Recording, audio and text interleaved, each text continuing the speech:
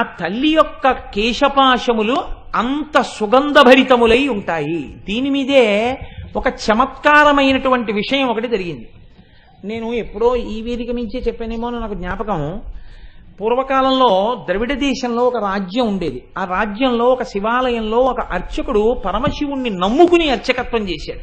అర్చకత్వం అంటే మామూలుగా చేసింది కాదు, ఆయన ఉన్నాడు అని నమ్మి అర్చకత్వం చేశాడు. బ్రహ్మాండమైనటువంటి కరువు వచ్చింది.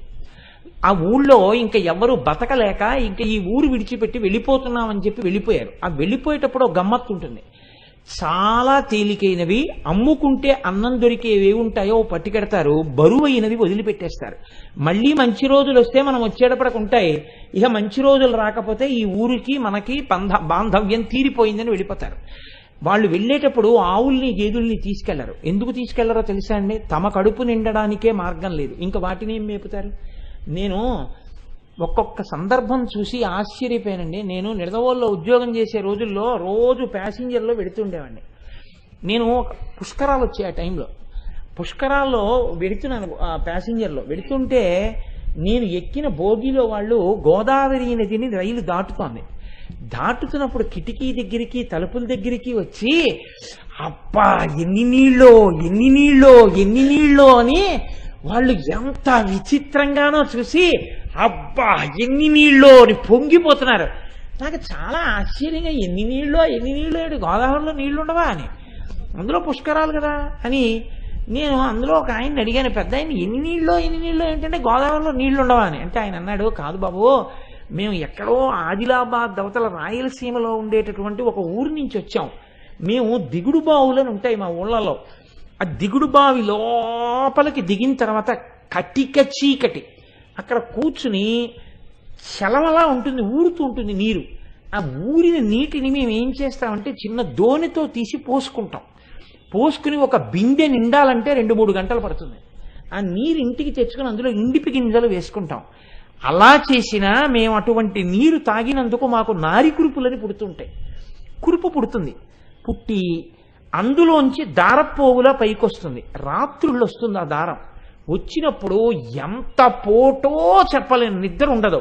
మేమేం చేస్తామంటే దారం కదులుతూ ఉంటుంది, అది తట్టుకోలేక ఒక పుల్లకి చుడతాం. దాన్ని చుట్టి బలవంతంగా లాగేస్తారు.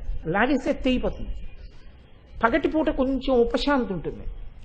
మళ్ళీ రాత్రి అవుతుంది, మళ్ళీ నులిపురుగులాగా మళ్ళీ దారం రావడం మొదలవుతుంది. నారి కురుపు అంటారట దాన్ని. మళ్ళీ పుల్లకి చుట్టి లాగుతాం. అది మాకు ఎందుకు వస్తుందంటే అటువంటి నీళ్లు తాగి మా జన్మాంతరంలో మేము వెలుతురులో ఎప్పుడూ పెద్ద నీటికయ్య చూసి ఎరగం. పుష్కరాలంటే వచ్చాం, ఇంత నీరు చూస్తే మా మనసు ఆనందంతో తాండవించింది అన్నాడు ఆ పెద్ద ఆయన. నేను నిజంగా చూసి అనుకున్నాను, అబ్బా నేను ఎంత అదృష్టవంతున్నో, ఇంత గొప్ప నీరు ఇష్టం వచ్చినట్టు వాడుతున్నాం. వాళ్ళు నీరు చూడలేదు, చీకట్లో దిగి 2 గంటలు తోడుకుంటున్నారా, నారి కురుపులతో బాధపడుతున్నారా, స్వచ్ఛమైన గోదావరి నీరు తాగి బతుకుతున్నావా, ఏమి భాగ్యవంతుణ్ణిరా నేను అనుకున్నాను నిజంగా. అందుకే మంత్రపుష్పం అప్పు అంటే నీటిని అంత స్తోత్రం చేసి ఉంటుంది అనిపించింది నాకు. కాబట్టి కరువు వచ్చినప్పుడు ఆవుల్ని గేదుల్ని ఇంకా పోషించలేక ముందు నీరు పోయలేరు, కాబట్టి వాటిని వదిలిపెట్టేసి వెళ్ళిపోతారు. అలా వెళ్ళిపోయారు ఆ ఊళ్ళో వాళ్ళందరూ. ఈ శివాలయంలో అర్చకుడు అన్నారు, నువ్వు కూడా వచ్చేసేయి మాతో అన్నారు. అంటే ఆయన అన్నాడు, నేను వెళ్ళిపోతే శివుడికి అన్నం ఎవరు పెడతారన్నాడు. ఇది భక్తి అంటే. అందరూ వదిలిపెట్టేశారు ఊరు. ఈయన వదిలిపెట్టేయచ్చు, కానీ ఈయన బతకడం కాదు, ఆ గుళ్ళో శివుడు బతకాలి. అందరినీ బతికించేవాడు అందరినీ ఊరి నుంచి పంపించేస్తున్నాడు, వాడికి దయలేనప్పుడు నేను ఎందుకు ఉండాలనాలి. ఆయన అలా అనలేదు, వాడికి నేను అన్నం పెట్టాలన్నాడు. ఇదే భక్తి అండి అని ఉండిపోయాడు. అందరూ వెళ్ళిపోయారు. ఈయన ఊరు మొత్తం మీద ఒక్కడే ఉండడం అంటే మీరు ఆలోచించండి ఎలా ఉంటుందో. ఇప్పుడు పక్కింటికి వెళ్ళి అడుగుదామంటే కూడా ఎవరు లేడు, మాట్లాడడానికి కూడా ఎవడో ఉండడు. ఎవరున్నారు? శివుడే ఉన్నాడు అంతే, నమ్ముకున్నవాడు. ఆయనకే చెప్తున్నాడు, అందరూ వెళ్ళిపోయారయ్యా, నేను ఒక్కడనే ఉన్నాను, నీకోసమే ఉన్నాను. నేను వెళ్ళిపోతే నీకు ఇంత ముద్దెట్టేవాడు లేడు, ఇంత ముద్దెడదామని ఉన్నాను. నాకు దొరికితే నీకు సగం పెడతాను, నాకు దొరకడం మానేసింది అనుకో, ఇద్దరం పస్తుందాం అని చెప్పాడు. శివుడి మనసు కదిలిపోయింది భక్తికి. ఇదండి భక్తి అంటే. నేను అందుకే తరచూ ఒక మాట చెప్తా, భక్తి అంటే మనసు విప్పి భగవంతునితో మాట్లాడుట. ఓ స్తోత్రాలు చదివేయడమును ఇలా ఇలా ఇలా ఇలా ఇలా యాక్షన్ 500లు భక్తి అనరు. మనసు విప్పి భగవంతుడితో ఉన్నదున్నట్టు నిలబడి నిజాయితీగా ఉండుట, దానికి భక్తి అని పేరు. నిరంతరానుసంధానము ఈశ్వరుడితో. అది తైలధార పాత్రలోంచి పాత్రలోకి పడ్డట్టు పడుతూనే ఉండాలి. కాబట్టి చూడండి, ఇప్పుడు కదిలింది ఈశ్వరుడి గుండె. ఆయన అన్నాడు, ఒరే నువ్వు అక్కడివి నా కోసం ఉండిపోయావు, ఫోన్లో పనిచేయి, నీకు చాలా డబ్బు వచ్చే మార్గం ఒకటి చెప్తాను. నేను ఒక శ్లోకం ఒకటి రాసిస్తాను. ఈ రాజ్యానికి ఉన్నటువంటి ప్రభువు చాలా సాహిత్యమునందు మక్కువ కలిగినటువంటి వాడు. కాబట్టి ఆయన నువ్వు పట్టుకెళ్ళి ఈ శ్లోకం చెప్తే చాలా సంతోషించి నీకు కానుకలు ఇస్తాడు. నువ్వు ఆ కానుకలు తెచ్చుకుని దానితో నువ్వు బతుకు, నాకు నైవేద్యం పెట్టు అన్నాడు. అంటే అలాగే అంగీకరించి ఆ గుడిలో ఉండేటటువంటి అర్చకుడు ప్రభువు దగ్గరికి వెళ్ళాడు. వెళ్ళి పరమశివుడు రాసిచ్చినటువంటి పత్రాన్ని తీసి ఆ పద్యాన్ని చదివాడు. సింధుర రాజగమనాద్ధమ్మిల్ల బంధంబు సహజ సుగంధంబు. అందులో ఉంది, పార్వతీదేవి యొక్క కేశపాశము సహజమైనటువంటి సువాసనతో కూడి ఉంటుంది. సింధుర రాజగమనాధమ్మిల్ల బంధంబు సహజ సుగంధము. సింధుర రాజగమన అంటే ఏనుగు ఎలా నడుస్తుందో అటువంటి ఏనుగు యొక్క నడక వంటి అందమైన నడక కలిగినటువంటి పార్వతీదేవి యొక్క కేశపాశము సహజమైన సుగంధము కలిగినది. ఆ రాజు యొక్క ఆస్థానంలో ఆస్థానకది ఒక ఆయన ఉండేవాడు, నత్కీరుడు అని ఆయన పేరు. ఆ నత్కీరుడు అక్కడ కూర్చుని ఉండగా ఈయన వెళ్ళి ఆ పద్యం చదివాడు. చదివితే ప్రభువు సంతోషించబోయాడు. నత్కీరుడు లేచి అన్నాడు, తప్పిది చెప్పరాదు, కవితా సమయంబున నొప్పు కాదు, నీవిప్పగిదిన్ రచయింపవచ్చునే అన విప్రుడు తెల్లబోయి, నాక పరమేశ్వరుండు ఈ వసుధాదిపుపై రచయించి ఇచ్చెగాని ఏ ఒప్పును తప్పునేనరుగా ఉత్తములారయటంచు క్రమరన్. కాళహస్తీశ్వర మహాత్యంలో ధూర్జటి ప్రణీతం ఇది. ఆయన అన్నాడు, అయ్యయ్యో తప్పిది చెప్పరాదు. ఇలా చెప్పచ్చా? తప్పు. ఎలా చెప్తున్నావు? కవితా సమయంబున నొప్పు కాదు. ఒక కవిత్వం చెప్తే దానికి ఒక నియమం ఉంటుంది. ఏది సహజంగా ఉంటుందో అది చెప్పాలి. అసహజమైన విషయం రాడు. వెంట్రుకలకి సువాసన ఉండడం ఏంట్రా? ఎలా రాసుకొచ్చావు? కవితా సమయంబున నొప్పు కాదు, నీవప్పగిదిన్ రచయింపవచ్చునే, నువ్వు ఇలా రచనలు చెయ్యొచ్చా అని అడిగాడు నత్తీరుడు లేచి. పాపం ఆయన శివాలయంలో అర్చకుడు, పాపం కవిత్వం రాదు. నత్తీరుడంతటి వాడు లేచి గద్దించేటప్పటికీ హడిలిపోయి నమస్కారం చేసి కాళ్ల మీద పడిపోయి అన్నాడు, ఆ పరమేశ్వరుండు ఈ వసుధాదిపుపై రచయించి ఇచ్చే కాని ఏ ఒప్పును తప్పు నేనురుగా ఓ ఉత్తములారయటంసు క్రమరన్. ఓ ఉత్తములారా, నేనేమీ రచించలేదు, నాకు తెలియదు. అన్నం లేదని ఏడుస్తుంటే ఉంటే నీకు పెడతా, లేకపోతే లేదయ్యా శివయ్య అన్నాను. అంటే నాకు రాసి ఇచ్చాడు. నేను ఈ రాజు మీద రాశానయ్యా వెళ్ళన్నాడు. డబ్బు ఇస్తాడన్నాడు. వచ్చాను, చదివాను, నేను రాయలేదు. ఈ తప్పు నాకు తెలియదు, నన్ను మన్నించండి, క్షమించండి, నేను వెళ్ళిపోతున్నాను అన్నాడు. పో అన్నాడు. తిరిగి వచ్చేసాడు. ఎక్కడికి వచ్చాడు? వెళ్ళిపోలేదు. అందరూ వదిలిపెట్టేస్తే నమ్ముకుని గుళ్ళో ఉన్నాను, నాకు దొరికితే నీకు పెడతానన్నాను. పోన్లే, మర్యాద చేయకపోతే పీడాపోయేది, అవమానం చేయించాడు, ఇలాంటి పద్యం రాసిచ్చి అని ఇక గుడికి వెళ్ళడం మానలేదు. మళ్ళీ ఊరెళ్ళాడు. వెళ్ళి చాలా మనసులో కోపం. అమ్మ దెబ్బలాడుతూ సున్నిపిండితోటి నలుగు పెట్టేటప్పుడు ఉండేటటువంటి ప్రక్రియ మీరు ఎప్పుడైనా చూస్తే చాలా గమ్మత్తుగా ఉంటుంది. పిల్లాడు బిక్క మొహం వేసి ఎక్కడ గిల్లేస్తుందో భయం. వాడు ఇలా చేతులు ఇచ్చి ఇలా ఉంటాడు, అమ్మ వంక చూస్తూ. ఆవిడ మొన్న ఫస్ట్ యూనిట్ టెస్ట్లో 7 మార్కులు, రెండో యూనిట్ టెస్ట్లో 8 మార్కులు. అందులో గట్టిగా ఒత్తచ్చు కదా, ఒత్తేస్తూ చెయ్యి పట్టుకుని పైన కింద ఒత్తేస్తూ నిలబడు అని, మీ నాన్నకి పట్టదు, ఎప్పుడు ఉపన్యాసాలు అని ఇలా అంటుంటే తొడల దగ్గరికి వచ్చేటప్పటికి ఏ పిక్క తిప్పేస్తుందో అని వాడు అలాగే బిక్క చచ్చిపోయి ఉంటాడు. అలా ఈయన చేతిలో పాత్ర పట్టుకుని నమస్సోమాయిచ రుద్రాయిచ నమస్తామ్రాయిచ అరుణాయిచ నమశంగాయిచ పశుపతయేచ, గొప్ప పద్యం రాశావు అని పోస్తుంటే శివుడు బిక్క చచ్చిపోయి అలా ఉండి అభిషేకం చేయించుకుని, నువ్వు పెట్టకపోయినా నేను పెట్టాలిగా, ఇంత తిను, ఓం ప్రాణాయి స్వాహ, ఓం అపానాయి స్వాహ, ఓం యానాయి స్వాహ అంటుంటే ఆయన లేచి అన్నాడు, ఎందుకయ్యా అంత కోపం, ఏమైంది అక్కడ అన్నాడు. ఏమి తెలియని వాళ్ళే అడక్కు, సర్వజ్ఞుడివి, నీకు తెలియంది ఏం లేదు, ఎంత గొప్ప పద్యం రాశావు. మీ ఆవిడ వెంట్రుకలకి సహజ సువాసన. నత్తీరుడు నిలదీశాడు. ఏమిటి కవిత్వం అని అడిగాడు. కవితా సమయంబున నొప్పు కాదు, నువ్విప్పగిదిన్ రచయింపవచ్చునే అని అడిగాడు. సిగ్గుచేటై తిరిగి వచ్చాను అనేటప్పటికీ శివుడు అన్నాడు, వాడేవాడు ఈశాన సర్వ విద్యానాం ఈశ్వర సర్వభూతానాం బ్రహ్మాధిపతిర్బ్రహ్మ శివోమే అస్తు సదాశివోం. సమస్త విద్యలకు అధినాథుణ్ణి నేను ఇంతపాటి లేశమైన కవిత్వం ఇస్తే పలుకుతున్నాడు నత్కీరుడు. నేను రాసినటువంటి కవిత్వంలో తప్పు పట్టగలిగిన మొనగాడా నేనే పెడతానన్నాడు.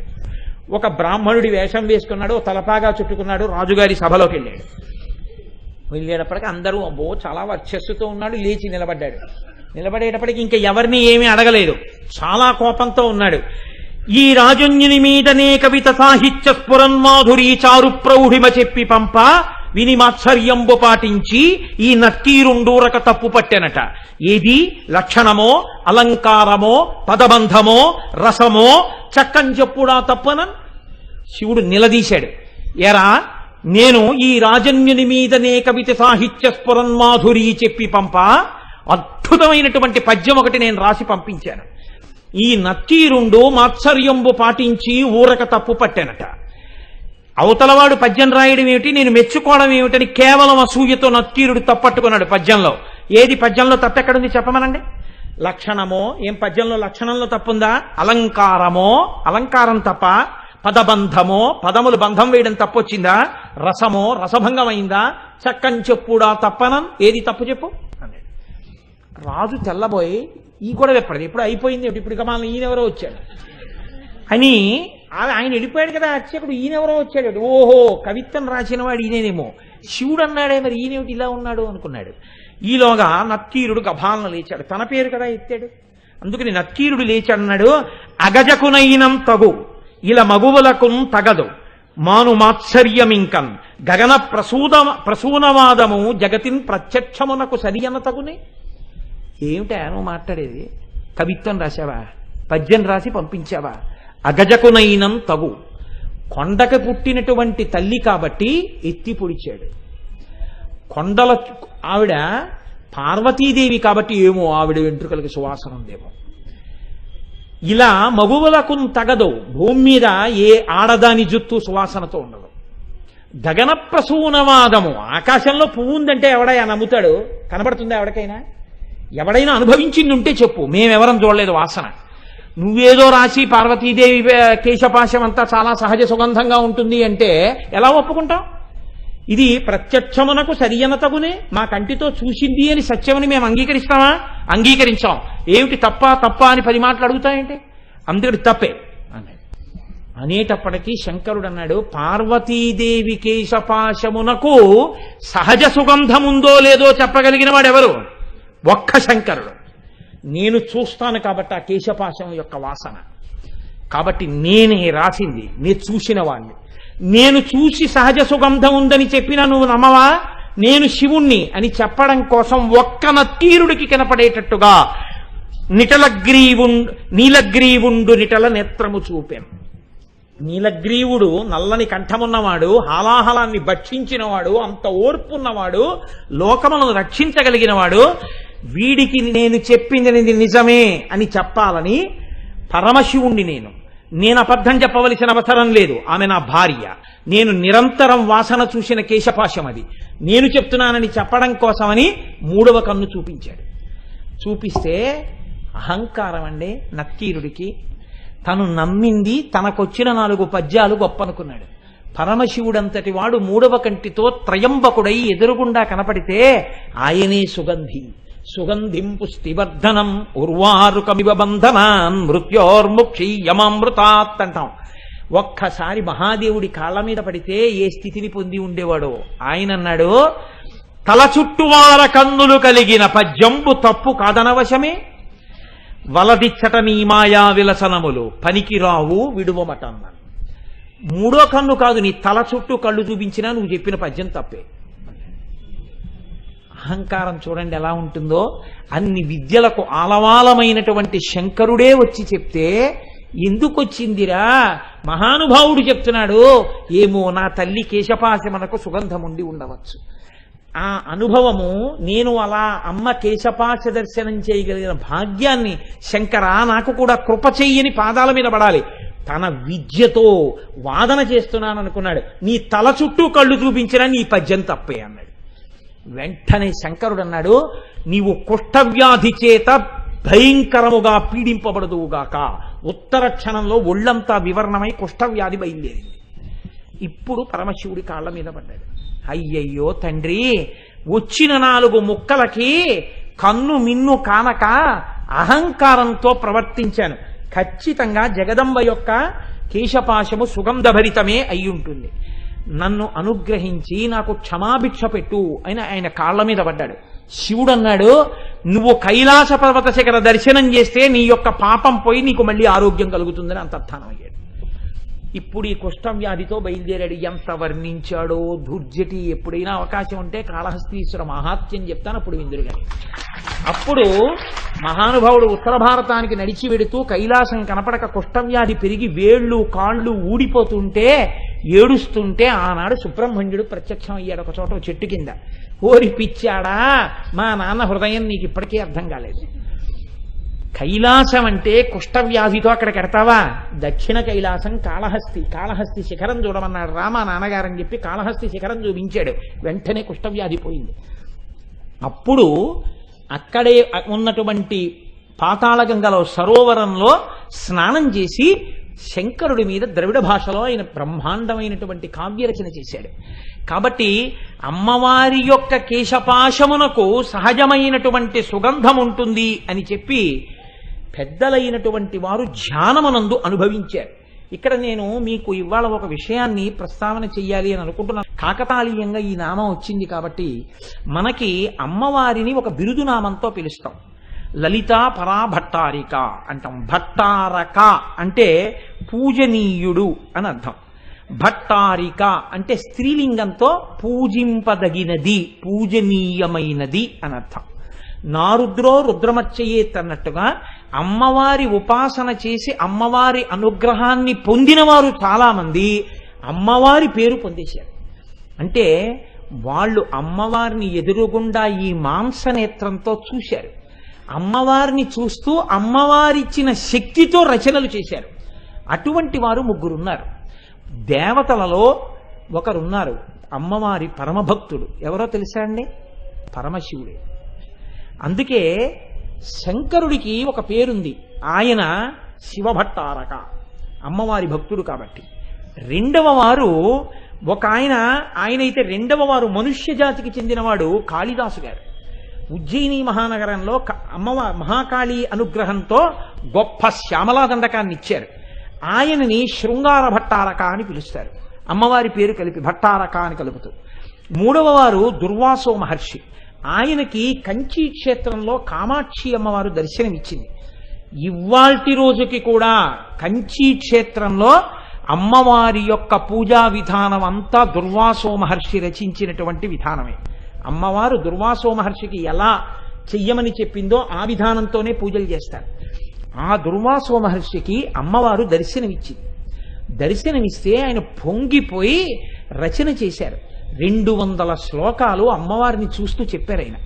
దాన్నే అమ్మవారిని ఆర్య అని పిలుస్తూ చెప్పారు. ఆర్య అని ఛందస్సు ఒకటి ఉంది, అందులో చెప్పారు. ఆర్య తెలుగులో అయ్యా అంటుంటాం. పూర్వం ఉత్తరాలు రాస్తే పెద్దలకి విజ్ఞాపన రాస్తే ఆర్య అని రాసేవారు. ఆ ఆర్య దిశతి అంటారు దాన్ని. దుర్వాసో మహర్షి అమ్మవారిని చూస్తూ చెప్పారు.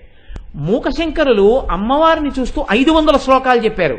అది మూక పంచశతి. అందుకే ఇప్పటికీ లోకంలో నానుడు ఏమిటంటే దుర్వాసో మహర్షి చెప్పినటువంటి 200 శ్లోకాలలోంచి ఒక శ్లోకం చెప్పిన, మూక పంచశతిలోంచి శ్లోకం చెప్పిన, వశిన్యాది దేవతలు చెప్పిన లలితలోంచి నామం చెప్పిన, సౌందర్యలహరి శంకర భగవత్పాదులు చెప్పింది చెప్పిన, ఏదైనా అమ్మవారి అనుగ్రహంతో వచ్చిందే కనుక అమ్మవారి అనుగ్రహంతోనే అది పలకబడుతుంది అని. అమ్మవారి అనుగ్రహం లేకపోతే పలకబడదు అది. ఆర్య దిశతి 200 శ్లోకాలతో క్రోధభట్టారకుడని పేరు కలిగినటువంటి కోపధారి అయిన దుర్వాసో మహర్షి అమ్మవారిని చూస్తూ స్తోత్రం చేశారు. అందులో అమ్మవారి కేశపాశం గురించి దుర్వాసో మహర్షి అద్భుతమైనటువంటి శ్లోకాలు కొన్నిటిని రచన చేశారు. ఎంత అనుభవించాడో మహానుభావుడు. అమ్మవారి దర్శనం చేస్తూ చెప్పిన శ్లోకాలండవి. అందులో అంటారు, కాల కుటిలాల కావళి కందల విజితాళి విధృత మణివాళి మిళత హృది పులిన జఘనం బహుళిత గళ గరళ కేళి కించనమహోహో అంటారు. అంటేట అమ్మ అంటే మిగిలినటువంటి శ్లోక భాగాన్ని పక్కన పెట్టండి. ఇప్పుడు ఆ శ్లోకం అంతా చెప్పడం అంటే సమయం సరిపోదు. అమ్మవారి యొక్క ముంగురులు మాత్రం కదులుతుంటాయి గాలికి. ఆ గాలికి ఇలా ఇలా కదులుతున్నటువంటి ముంగురులు మిగిలిన కేశపాశం దువ్వి ఉంటుంది కాబట్టి స్థిరంగా ఉంటుంది. ఒక్క ముఖం మీద పడిన ముంగురులు కదులుతుంటాయి. ఈ కదులుతున్న ముంగురులు ఎలా ఉంటాయంటేట నల్ల తుమ్మెదల్ని యుద్ధానికి పిలుస్తున్నట్టు ఉంటాయిట. మిమ్మల్ని నల్ల తుమ్మెదలు గండు తుమ్మెదలు చాలా అందంగా ఉంటాయంటారు కదా, కదులుతున్న నల్ల తుమ్మెదది అందమో, నా ముఖమనేటటువంటి పద్మం మీద వాలుతున్న నా ముంగురులనేటటువంటి నల్ల తుమ్మెదలది అందమో రండి చూద్దామని చూస్తే అమ్మవారి యొక్క ముంగురుల కదలిక ముందు నల్ల తుమ్మెదల కదలికలు ఎందుకు పనికి రాకుండా పోయేట. అందుకని నల్ల తుమ్మెదల యొక్క కదలికలను గెలిచినటువంటి కదలకలగలిగినటువంటి అలకలున్న అమ్మ అన్నారు ఆయన దుర్వాసో మహర్షి.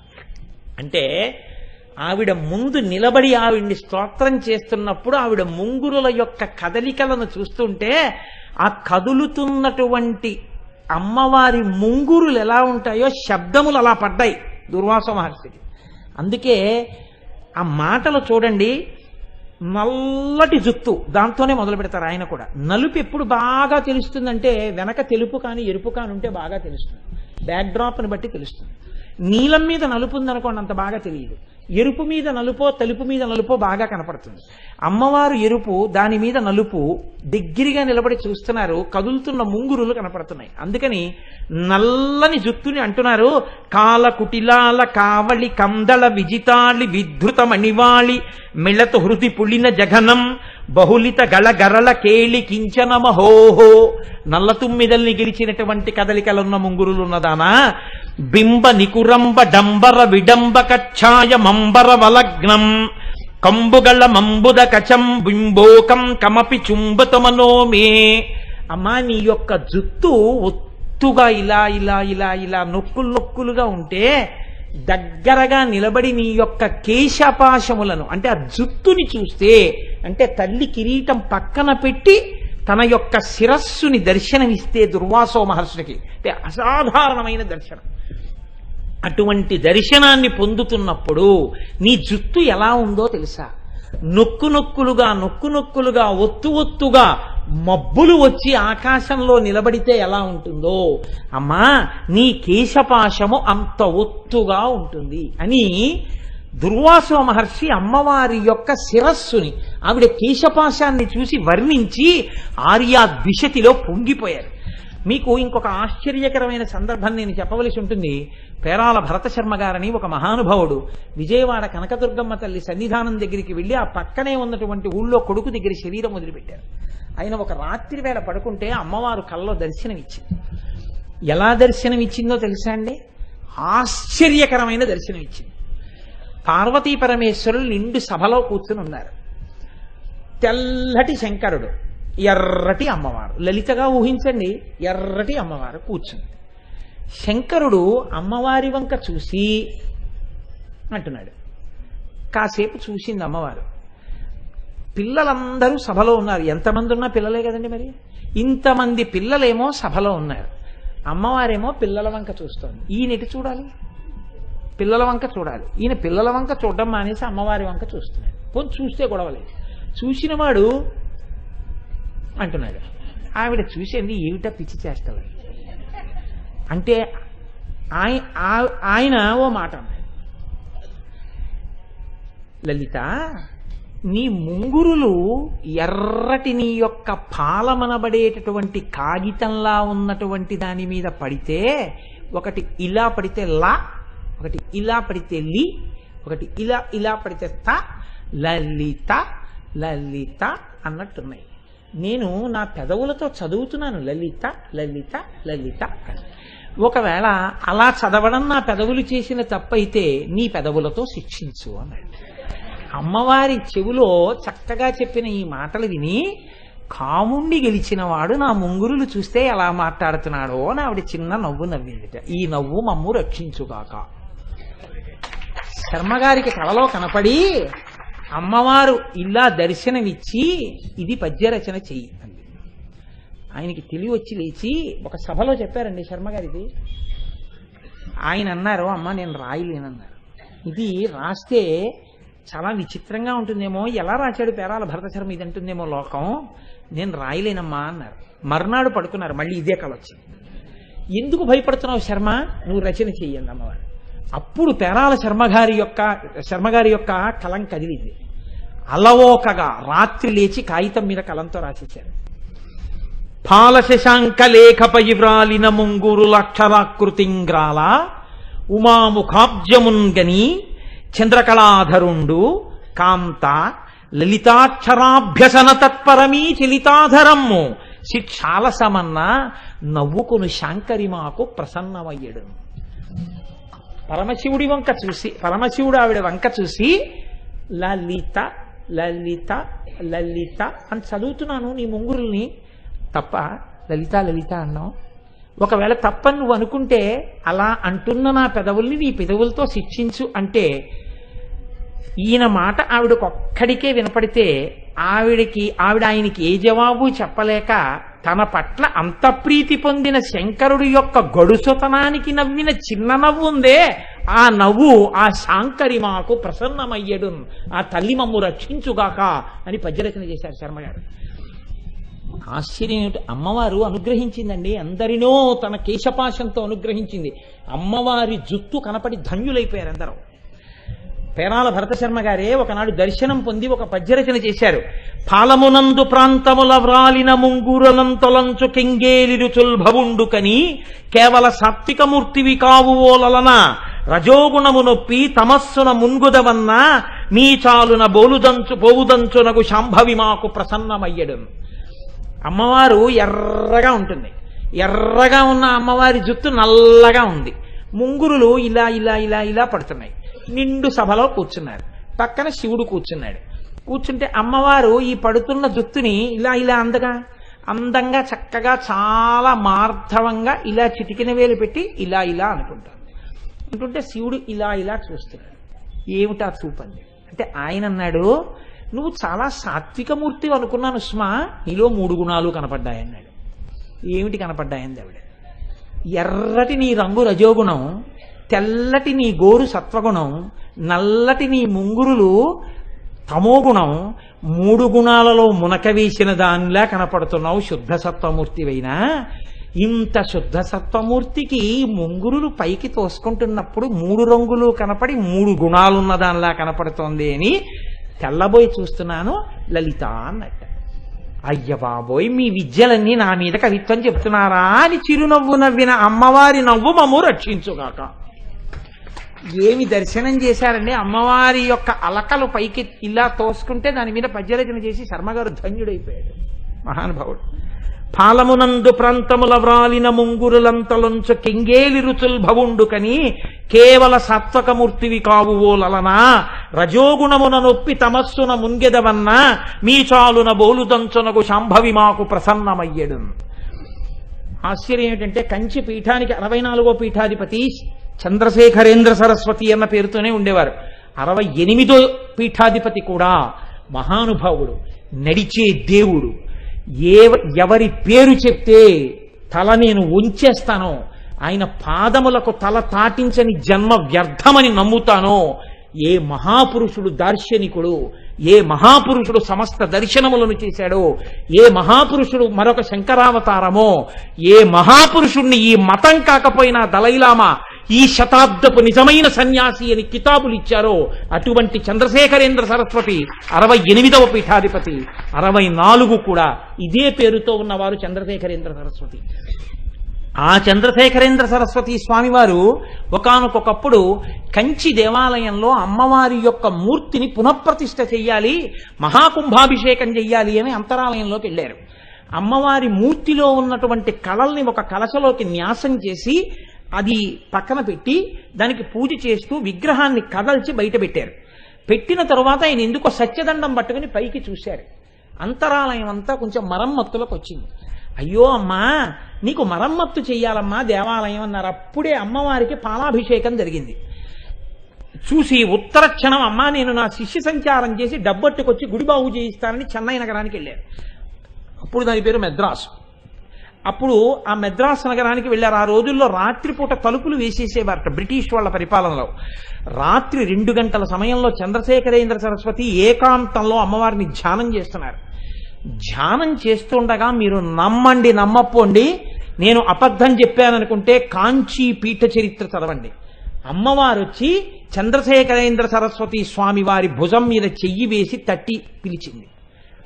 చంద్రశేఖరేంద్ర సరస్వతి కళ్ళు విప్పి చూశారు. ఎదురుగుండా అమ్మవారు నిలబడి జుత్తుని ఇలా ముందుకు తీసి చూపించింది. ఓయ్ పిల్లాడా, నా గుడిని బాగు చేయించడానికి డబ్బు కోసం పాలాభిషేకం చేసి ఇంత దూరం వచ్చావు. నా జుత్తు చూడు పాలతో ఎలా అట్టలు కట్టిందో. ఇలా ఎప్పుడైనా ఉందా నా జుత్తు?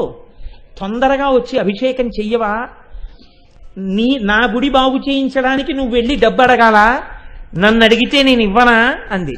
అంతే. ఆయన ధ్యానంలోంచి లేచి వెంటనే బ్రిటిష్ వాళ్ళకి కబురు చేశారు, తలుపులు తీయండి, నేను కంచెళ్ళిపోవాలి. వాళ్ళు నయమండి. ఆనాడు మెద్రాసుని బ్రిటిష్ వాళ్ళు పరిపాలించినా వాళ్ళు నయం, దేవుణ్ణి నమ్మిన వాళ్ళు. అవాకులు చవాకులు పేలని వాళ్ళు. మహానుభావుడు తలుపులు తీయండి అన్నారు. ఆయన రాత్రికి రాత్రి కంచి వచ్చారు. కంచి వచ్చి అమ్మవారికి అభిషేకం చేస్తే ఎక్కడి నుంచి వచ్చిందో ధనపు రాసులు వచ్చాయి. కంచి దేవాలయాన్ని పునర్నిర్మాణం చేసి అమ్మవారిని పునఃప్రతిష్ఠ చేశారు చంద్రశేఖరేంద్ర సరస్వతి. ఆయన పొందారు అమ్మవారి దర్శనాన్ని, అమ్మవారి కేశపాశ దర్శనం పొందారు.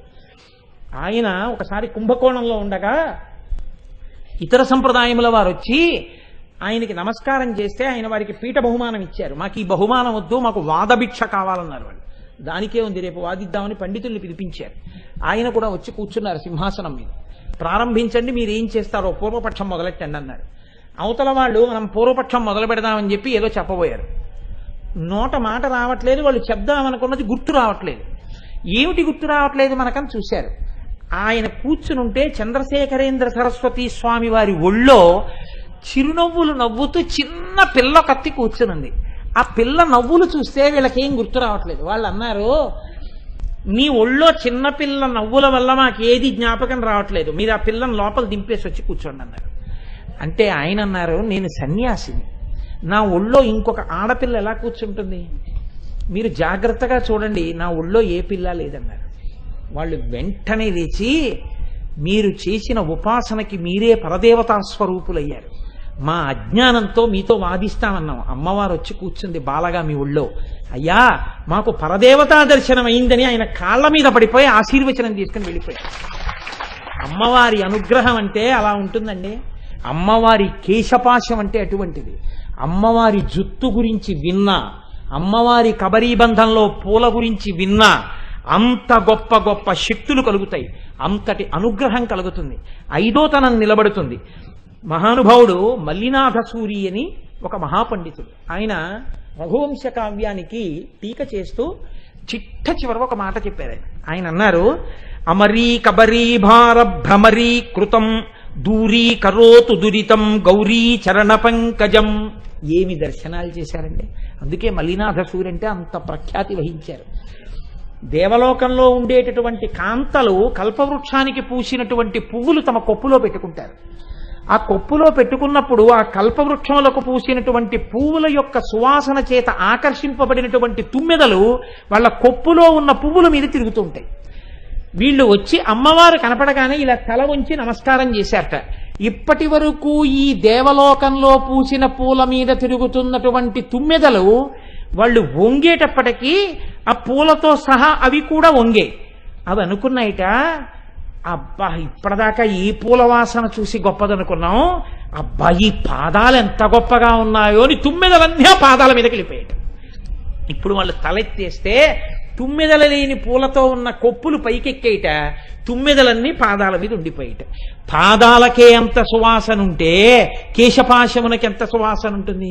కాబట్టి ఇప్పుడు అని ఇలా ఇలా తిరిగి ఇవన్నీ మళ్ళీ పైకెక్కి ఆ కేశపాశం మీద మేఘంలా ఆవరించి ఉండిపోయేట. అమ్మవారి కేశపాశం అంటే అలా ఉంటుందన్నారు మల్లినాథసూరి. అలా ఉంటుంది, అది మీ ఊహకు అందవలసినటువంటి విషయం. మహాత్ములు అనుభవించారు. మూకశంకరులు అంటారు స్తుతి శతకంలో, ఈ శ్లోకం చెప్పి నేను పూర్తి చేసేస్తాను, ఎందుకంటే అదొక తన్మయం ఈ కబరీబంధం చెప్పడం అంటే. కానీ మిమ్మల్ని అంతకన్నా నేను వేధించకూడదు కనుక ఈ ఒక్క శ్లోకం చెప్పి పూర్తి చేసేస్తాను. మూకశంకరులంటే వారు పుట్టుక చేత మూగివారు. అటువంటి వారు అమ్మవారు కామాక్షి అమ్మవారి దేవాలయంలో కూర్చునున్నారు. అమ్మవారి ఉపాసకుడు వేరొకరు కూడా కూర్చున్నారు అటువైపు. అమ్మవారు మధ్యలోంచి వెళ్ళింది. విడుతూ తాంబూలపు పిడచ తీసి ముందు అవతల వారి చేతిలో పెట్టింది. పెడితే ఆయన అన్నాడు, ఎంగిలి నేను తిననన్నాడు. అమ్మవారు నవ్వి మూకశంకరుల్ని తట్టింది. ఆయన కళ్ళు తెరిచాడు. నోరు తెరువుని తాంబూలపు పిడచ పెట్టింది. నా జన్మభాగ్యం అమ్మా, నోరు లేనివాణ్ణి, మాటలు లేనివాణ్ణి, నా నోట్లో పెట్టావా అమ్మా తాంబూలపు పిడచ అని నవిలేరు. అంతే, లేచి నిలబడ్డారు. ఆర్యాశతకం 100 పద్యాలు, స్తుతి శతకం 100 శ్లోకాలు, మందస్మిత శతకం 100 శ్లోకాలు, కటాక్ష శతకం 100 శ్లోకాలు, ఇలా అమ్మవారి మీద 500 శ్లోకాలు చెప్పేశారు. అమ్మవారి పాదాల వంక చూసి 100 శ్లోకాలు, పాదాల వింద శతకం, మొత్తం 500 శ్లోకాలు, మూక పంచశతి, గడ గడ గడ గడ గడ గడ గడ గడ చెప్పేశారు. చెప్పేసిన తర్వాత అమ్మవారు పొంగిపోయింది. మాటలు లేని వారు చెప్పిన శ్లోకాలు, అమ్మవారు ఇచ్చిన మాటలే ఆ మాటలు. ఏం కావాలి నీకంది. నా మాట తీసేయమ్మా అన్నారు. అదేమయ్యా అంది. వద్దు, మాటలు లేని వాడితో మాట్లాడించావు, 500 శ్లోకాలు నీ గురించి చెప్పాను, ఇంకా లౌకికమైన మాటలు నాకు వద్దు అమ్మ, నా మాటలు తీసేయమ్మా. తీసేసింది అమ్మవారు. వారు కంచి పీఠానికి పీఠాధిపతులయ్యారు. అటువంటి మూకశంకరులు అమ్మవారిని ఇలా నిలబడి చూస్తూ అమ్మవారి కేశపాశం గురించి అత్యద్భుతమైన శ్లోకం ఒకటి ఇచ్చారు. సృష్టిలో ఎవ్వరూ చెప్పలేరు. మొదటిది ఆర్యాద్విషతి, అమ్మవారి అనుగ్రహంతో దుర్వాసో మహర్షి చెప్పారు. మధ్యలో సౌందర్యలహరి, అమ్మవారి అనుగ్రహంతో శంకరులు చెప్పారు. 3 అమ్మవారి అనుగ్రహంతో మూకశంకరులు చెప్పారు. 3 అమ్మవారి అనుగ్రహంతో వచ్చాయి. వసిన్యాది దేవతలు అమ్మవారి అనుగ్రహంతో చెప్పారు. లలితా సహస్రం. ఆయనంటారు, ప్రౌఢద్వాంతకదంబికే కుముదిని పుణ్యాంకురం దర్శయన్ జ్యోత్స్నా సంగమనేపి కోకమిథునం మిశ్రం సముద్భావయన్ కాళిందీలహరీ దశాం ప్రకటయన్ కమ్రాం నభస్యద్భుతాం కశ్చిన్నేత్ర మహోత్సవో విజయతే కాంచీపురే శూలినః అన్నారు. అమ్మా, నాకు ఒక ఆశ్చర్యకరమైన విషయం కనపడుతోంది అన్నారు ఆయన. ఏమిటి కనపడుతోంది? అమ్మవారు అడగలేదు, నవ్వుతూ నిలబడిందంతే. వెళ్ళిపోతున్నాయి శ్లోకం తర్వాత శ్లోకం. ఆయన అన్నారు, ప్రౌఢద్వాంతకదంబికే కుముదుని పుణ్యాంకురం యంజయం. గాఢాంధకారంలో చందమామ ప్రకాశిస్తోంది. ఇంకేం లేదు, కటిక చీకటి చంద్రరేఖ, ఏ ఆధారము లేనటువంటి ఆకాశము. జ్యోత్స్నాసంగమనేపి కోకమిథునం మిశ్రం సముద్భావయన్. చీకటి పడి వెన్నెల వస్తే చంద్రుడి వెన్నెలలో చకోర పక్షులకి కళ్ళు కనపడవు. చంద్రుడు ప్రకాశిస్తే చకోర పక్షులకి కళ్ళు కనపడవు. చకోరములు గుండ్రంగా ఉంటాయంటారు. చకోరములకున్న లక్షణం ఏమిటంటే ఒక్కొక్కటి ఉండదు విడిగా. ఎప్పుడూ పక్కన భార్య భర్త 2 ఒరుసుకుంటూ కూర్చుంటాయి. అదో సరదా, కొంతమంది మోటార్ సైకిల్ మీద కూర్చున్నట్టు. కాబట్టి అలా ఒరుసుకుంటూ కూర్చుంటాయి. కాబట్టి ఆయన అంటున్నారు, జ్యోత్స్నాసంగమనేపి కోకమిథునం మిశ్రం సముద్భావయన్. వెన్నెలలో 2 చక్రవాక పక్షులు ఒకదానితో ఒకటి ఒరుసుకుంటూ కూర్చున్నట్టు అలా కూర్చోవడం సంభవించదు. ఎందుకంటే వెన్నెట్లో వాటి కళ్ళు కనపడవు, విడిపోయి ఏడుస్తూ ఉంటాయి. తెల్లవారేక సూర్యకాంతిలో కలుసుకుంటాయి. అలాగా ఇక్కడ సృష్టికి విరుద్ధం. చీకట్లో చంద్రరేఖ కనపడుతోంది, కాస్త వెన్నెట్లో చంద్రరేఖ కనపడుతుంది, చీకట్లో చంద్రరేఖ కనపడడం. అలాగే నాకు మంచి వెన్నెట్లో 2 చక్రవాక పక్షులు పక్క పక్కన ఒరుసుకుంటూ కనపడుతున్నాయి. చక్రవాకములు గుండ్రంగా ఉంటాయి కూర్చున్నప్పుడు. కాళిందీలహరీ దశాం ప్రకటయన్ కమ్రాం నభస్యద్భుతాం. ఆకాశంలో యమునా నది ప్రవహిస్తూ కనపడుతోంది. ఆకాశంలో గంగ ప్రవహిస్తుంది, యమున ప్రవహించదు. ఇలా అసలు సృష్టిలో ఉండనటువంటి 3 విరుద్ధమైన విషయములు నాకు నీ రూపంలో కనపడుతున్నాయి. కానీ నిన్ను అలా చూసినప్పుడు కాముణ్ణి గెలిచిన వాడు కళ్ళు ఇంత చేసుకుని ఇలా ఇంత గొప్పగా ఉన్న వస్తువు నాది అని చూడబడేటటువంటి పరమశివుడి యొక్క నేత్రములకు విజయమై ఉత్సవమై సంతోషమును కలిగించేటటువంటి ఆ రూపమును నేను ఇవాళ చూస్తున్నానన్నారు. ఎవరావిడ? కామాక్షి. ఏమిటి ఇందులో రహస్యం అంటే, ప్రౌఢధ్వాంత కదంబికే, అమ్మవారి జుత్తు చీకట్ల గుంపుల్లో ఉంటాయి, నల్లటి జుత్తు. ఈ నల్లటి జుత్తులో తదియనాటి చంద్రరేఖ. అందుకని అమ్మవారి జుత్తులో ఉన్నటువంటి చంద్రరేఖని నల్లటి చీకట్లో చంద్రరేఖ, వెన్నెట్లో కలుసుకున్నటువంటి చక్రవాక పక్షులు, పైన ఉన్నటువంటి చంద్రరేఖ యొక్క వెన్నెట్లో పక్క పక్కనే ఉన్నటువంటి అమ్మవారి యొక్క 2 స్తనములు.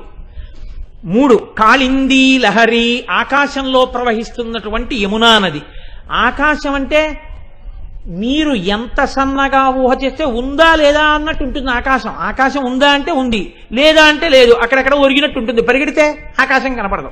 ఉందా లేదా బాగా పట్టి పట్టి చూస్తే అమ్మవారికి నడువు ఉందనిపిస్తుంది. అంత సన్నటి నడువు, అంతటి సన్నటి నడువు కాబట్టి ఆకాశం లాంటి నడువు. దీని మీద యమున ప్రవహిస్తోంది. ఆకాశంలో గంగ అయితే తెల్లగా ఉంటుంది, యమున ప్రవహిస్తే నల్లగా ఉంటుంది. ఏమిటి ప్రవాహం? నల్లటిది, అమ్మవారి యొక్క నూగారు.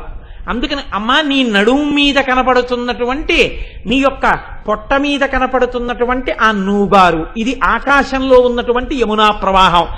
ఇవి ఎవరి కన్నులకు ఆనందాన్ని ఇవ్వాలి? మా కన్నులకు ఆనందాన్ని ఇచ్చేవి కావు. ఇవి అమ్మవారి స్వరూపంగా మేము ఆరాధన చేస్తాం. ఒకరి కన్నులకు మాత్రం ఉత్సాహాన్ని ఇస్తాయి. ఎవరైనా కశ్చిన్నేత్ర మహోత్సవో విజయతే కాంచీపురే శూలినః, శూలం పట్టుకున్న ఆయన ఉన్నాడే, త్రిశూలం పట్టుకున్న ఆయన కన్నులకు ఆనందాన్ని గొలిపే రూపం అమ్మా ఈ రూపం, కామాక్షి రూపం. ఆ రూపాన్ని మేము నమస్కారం చేసి స్తోత్రం చేస్తున్నాం. అది నా కన్నుల కట్టెదుట నిలబడితే మాటలు లేనివాడు శ్లోకం చెప్పి ధన్యుడనయ్యానమ్మా, ఇది నాకు కలిగిన దర్శనం అన్నారు మూకశంకరులు. ఆయన కూడా ప్రౌఢధ్వాంతకదంబికే కుముదుని, అమ్మవారి నల్లటి ఆకాశంలో పుట్టినటువంటి కలువ పువ్వుతో పోల్చారు. కలువ పువ్వు నల్లటి ఆకాశంలో నల్ల కలువ ఎలా కనపడుతుందండి? కనపడదు. చీకట్లో నల్ల కలువ కనపడనట్టు చీకట్లో కనపడుతున్నటువంటి నల్ల కలువ అయిపోయింది ఇప్పుడు. అంటే సృష్టికి విరుద్ధం. చంద్రరేఖ, నల్లటి కురులలోని చంద్రరేఖ, ఆకాశంలో యమునా నది, అమ్మవారి యొక్క నడుము మీద నూగారు. రెండవది, వెన్నెట్లో చక్రవాకాలు కలవవు, వెన్నెలలో ప్రకాశిస్తున్న చక్రవాక పక్షుల వంటి స్తనములు. ఇవి ఎవరి కంటికి ఆనందాన్ని ఇస్తాయి? కాంచీపురంలో ఉన్నటువంటి పరమశివుడి కంటికి ఆనందాన్ని ఇచ్చేవి. ఈ నల్లటి జుట్టు మాకో వ్యామోహాన్ని విరిచేస్తుంది, విరిచేసి జ్ఞానాన్ని ఇస్తుంది. మాకు అమ్మవి, ఆయనకి అనురక్త అయినటువంటి నిత్యలివి, భార్యవి, ప్రియురాలివి. అమ్మా ఏకకాలమునందు నువ్వు శివకామ సుందరివి, మాకో మా తల్లివి. అటువంటి దర్శనమిచ్చి మమ్మల్ని కృతార్థురాల్ని చేశావమ్మా అని మూకశంకరుడు స్తుతి శతకంలో అమ్మవారి యొక్క కబరీబంధం మీద చేసినటువంటి శ్లోకం. ఇవాల్టి రోజు అసుర సంధ్య వేళలో నా అంత నేను ప్రయత్నించకపోయినా అమ్మవారే అనుగ్రహించి ఇవాళ మనకి చక్కగా ఆ అమ్మవారి యొక్క కచభారం గురించి చెప్పుకుని వినేటట్టు, దానివల్ల మన క్లేశభారాన్ని తీసేయాలని అమ్మ అనుగ్రహంగా బ్రహ్మాండ మండలములన్నీ ఆవిడ కాంతిలో మునుగుతున్నాయని, ఆవిడ కబరీబంధము యొక్క దర్శనం మనం ఎలా చెయ్యాలో ఎంతమంది పెద్దలు ఎన్ని రీతులలో చెప్పారో ఆ విషయాన్ని అమ్మవారు పలికించినది మీ ముందు సాహసించి పలికి ఉన్నాను. రేపటి రోజున మళ్ళీ అమ్మవారు ఏది పలికిస్తే మిగిలినటువంటి నామాల్ని అనుసంధానం చేసుకుందాం.